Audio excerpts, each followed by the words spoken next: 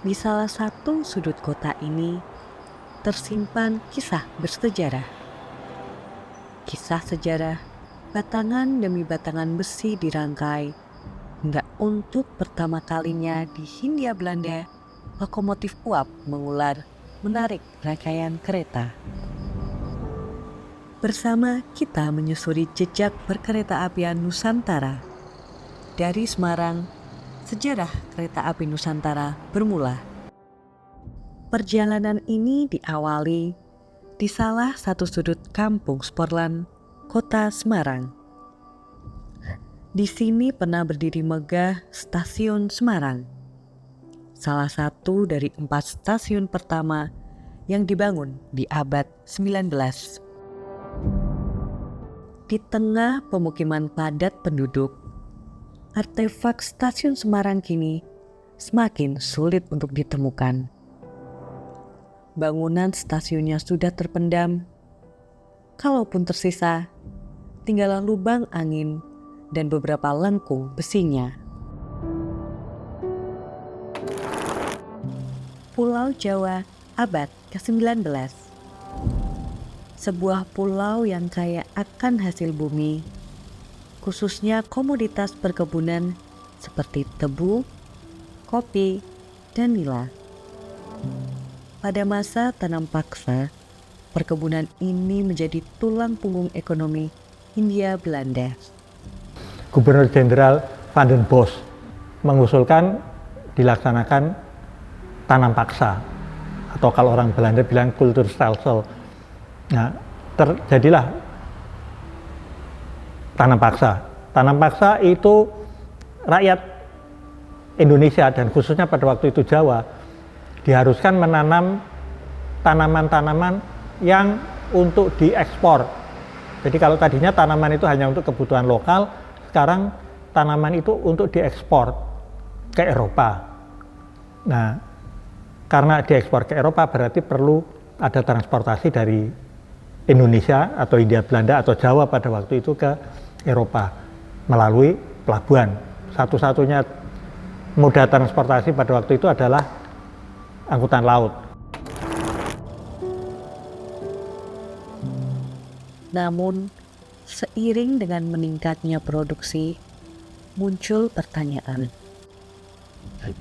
Bagaimana cara mengangkut hasil bumi yang melimpah ini dari pedalaman menuju kota pelabuhan sesegera mungkin agar uang pajak penjual bisa segera masuk ke kas pemerintah Belanda? Kemudian muncullah gagasan untuk meningkatkan transportasi dari pedalaman ke Pelabuhan Semarang. Awal mulanya dengan gerobak sapi, kemudian pernah mengimpor unta, terus kemudian membuat jalan rel, tapi penggeraknya bukan mesin tapi kerbau. Nah, bermacam-macam gagasan seperti itu. Kemudian persoalan yang lain, siapa yang akan setelah muncul gagasan jalan rel ya, siapa yang akan membangun jalan rel itu? Apakah pemerintah atau swasta? Kemudian berdasarkan surat keputusan Gubernur Jenderal nomor 1 28 Agustus 1862, perusahaan Nederlands Indisch Spoorwegmaatschappij diberi konsesi pertama membangun jalur kereta api. Jalur lintas pertama dibangun di Jawa dengan tujuan Semarang Forstenlanden atau Praja Kejawen. Pencangkulan pembangunan jalur kereta api dilakukan oleh Gubernur Jenderal Hindia Belanda, Mr. L.I.J. Baron Slot van de Bel, tanggal 17 Juni 1864. Pembangunan dipimpin oleh Insinyur J.P. de Bordes, dimulai dari Desa Kemijen menuju pemberhentian di Desa Tanggung. Jalur sepanjang 26 km dengan spur lebar 1435 mm ini tuntas dibangun dan diresmikan 10 Agustus 1867 sebagai bagian dari jalur Semarang-Forstenlanden.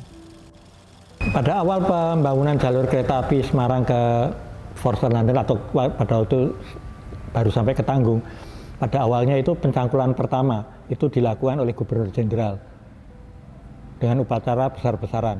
Tapi pada 10 Agustus 1867, pada waktu kereta api berjalan pertama kali secara komersial, itu hampir-hampir tidak ada upacara, ya begitu saja kereta api jalan 1 jam ke Tanggung, kemudian balik lagi ke Semarang. Pada waktu itu kereta api selalu adalah kereta api campuran, tidak ada kereta api khusus penumpang seperti sekarang. Kereta api campuran, angkutan barang, dan 1 atau 2 kereta penumpang, tapi yang kebanyakan untuk angkutan barang. Seperti semula, karena tujuan pembangunannya adalah untuk mengangkut produk pertanian dari pedalaman untuk dibawa ke Pelabuhan Semarang. Selepas pengoperasian pertama, kereta api terbukti membuka akses ke wilayah pedalaman lebih cepat dan efisien mengangkut hasil perkebunan dalam jumlah besar dibandingkan dengan angkutan konvensional. Dari yang sebelumnya hanya digunakan untuk mengangkut barang, kereta api mencapai masa kejayaannya kala mode ini dimanfaatkan untuk mengangkut orang. Saat ini saya berada di Stasiun Tanggung. Stasiun ini merupakan salah satu stasiun tertua yang ada di Indonesia yang masih berdiri sampai sekarang. Stasiun ini masih memberikan kesan klasikalnya dengan material pembangunan utamanya yaitu kayu jati. Seperti yang kita bisa lihat di belakang-belakang saya ini, stasiun ini masih berdiri dengan kokoh dan mempertahankan kesan klasikalnya. Stasiun ini saat ini masih beroperasi, namun hanya untuk sebagai persilangan kereta api saja.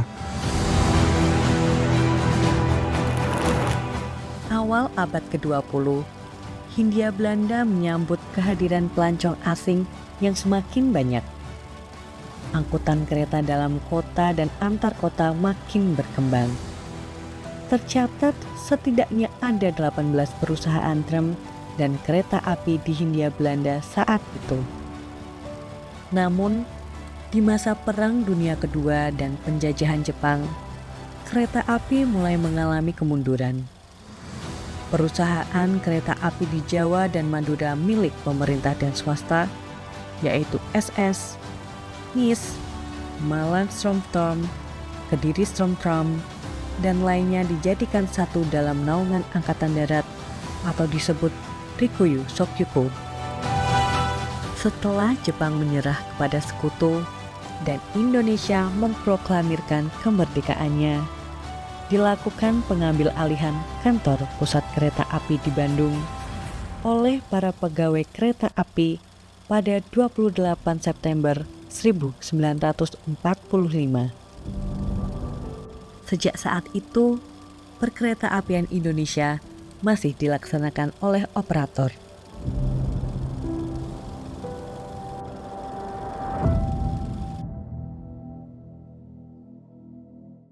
Dinamika dan tantangan lingkungan strategis selanjutnya mempertegas diperlukannya pembagian peran regulator dan operator perkereta-apian. Medio tahun 2005, dibentuklah Direktorat Jenderal Perkereta-apian atau yang biasa kita sebut DJKA. Transformasi kelembagaan bidang perkereta-apian diinisiasi pada medio tahun 2005 dengan dibentuknya Direktorat Jenderal Perkereta-apian yang semula merupakan unit kerja eselon 2 di bawah Direktorat Jenderal Perhubungan Darat. Pengembangan kelembagaan ini menjadi titik balik hadirnya instansi yang secara khusus diamanatkan mewujudkan konektivitas, moda kereta api yang handal, terjangkau, selamat, dan berdaya saing serta berkelanjutan. Melalui pengembangan organisasi dengan mengkhususkan pengawasan penyelenggaraan perkereta-apian di wilayah kerja masing-masing melalui pembentukan balai-balai perkereta-apian, salah satunya Balai Teknik Perkereta-apian Kelas 1 Semarang atau yang biasa kita sebut BTP Kelas 1 Semarang. Sebagai regulator perkereta-apian, kami dituntut memadukan kecakapan, keahlian, dan pemikiran serta pengambilan keputusan yang tepat dalam perencanaan, pelaksanaan, hingga evaluasi kebijakan perkereta-apian. Untuk mewujudkan sistem perkeretaapian yang responsif terhadap kebutuhan masyarakat, berkualitas dari sisi pelayanan, konektivitas, dan keselamatan, tentunya juga diperlukan sinergi berbagai unsur seperti pemerintah pusat dan daerah, BUMN, dan swasta, kalangan akademisi, serta masyarakat dan komunitas tentunya. Saat ini sinergi dan kolaborasi antar unsur terjalin semakin kokoh. Kedepannya, para pemangku kepentingan dapat berkontribusi sesuai kapasitasnya. Bersama-sama melangkah memajukan perkeretaapian Indonesia. Perlahan tapi pasti, kebermanfaatan transportasi perkeretaapian sudah dirasakan masyarakat di berbagai wilayah. Dari pengembangan jaringan hingga adaptasi teknologi perkeretaapian. Pemerintah memastikan hadir di tengah masyarakat dalam penyediaan angkutan kereta api dengan tarif yang terjangkau melalui subsidi seperti Public Service Obligation dan subsidi angkutan perintis, pembangunan akses jalur kereta api menuju bandara, pembangunan jalur ganda, revitalisasi jalur kereta api, membuahkan hasil berupa meningkatnya kecepatan kereta, efisiensi waktu tempuh, dan bertambahnya frekuensi kereta api. Kami juga berkomitmen terhadap peningkatan keselamatan kereta api agar masyarakat merasakan perjalanan kereta api yang tidak hanya terjangkau, mudah diakses, tetapi juga nyaman dan pastinya berkeselamatan. Pengembangan jaringan kereta api dan peningkatan pelayanan kereta api tidak hanya dilakukan di Pulau Jawa, tetapi juga di Pulau Sumatera dan Pulau Sulawesi. Kita juga berhasil melakukan alih teknologi LRT, MRT, dan bahkan kereta berkecepatan tinggi. Hal ini menjadi bukti bahwa melalui perjalanan yang panjang sejarah perkeretaapian, berawal dari lokomotif uap, kini kita mampu mengadopsi teknologi perkeretaapian yang modern. Bangga rasanya, DTP Kelas 1 Semarang berada dalam wilayah kerja yang ternyata salah satu sudut stasiunnya menjadi saksi bisu jejak sejarah jalur kereta pertama di Hindia Belanda. Perjalanan panjang sejarah 1,5 abad lebih perkeretaapian ini hendaknya menjadi refleksi bagi kita, insan perkeretaapian khususnya generasi muda BTP Kelas 1 Semarang untuk meningkatkan kompetensi, wawasan, mempertajam keahlian dan kualitas diri, berupaya menjadi SDM unggul dan handal. Profesionalisme adalah kunci keberlangsungan organisasi. Pastikan passion dan growth mindset menjadi sumber penggerak pelaksanaan tugas kita sehari-hari untuk melanjutkan sejarah perkeretaapian yang sangat membanggakan ini. Di tengah pesatnya perkembangan teknologi, insan muda perkeretaapian adalah agen perubahan.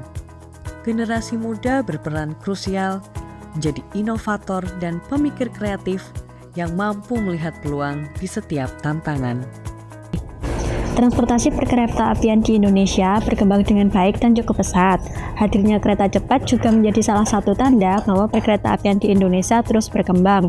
Dari yang dahulu masih menggunakan lokomotif uap yang dikendalikan oleh masinis, hingga kini hadir teknologi train driverless pada LRT. Dari perjalanan sejarah perkeretaapian di Indonesia yang masih sangat terjaga ciri khasnya, menjadikan saya lebih termotivasi lagi untuk mengembangkan kompetensi dan potensi-potensi yang ada di diri saya untuk lebih berkembang lagi, dengan harapan mampu mendukung kelestarian sejarah perkeretaapian Indonesia dan kemajuan transportasi perkeretaapian. Jalur kereta api bukanlah sekedar lintasan besi. Rangkaian rel ini menjadi saksi perjalanan panjang sebuah bangsa, sebuah penanda peradaban baru, harapan dan kemajuan bagi Indonesia. Mari kita lanjutkan perjalanan ini bersama membangun perkeretaapian yang lebih baik untuk generasi sekarang dan generasi yang akan datang.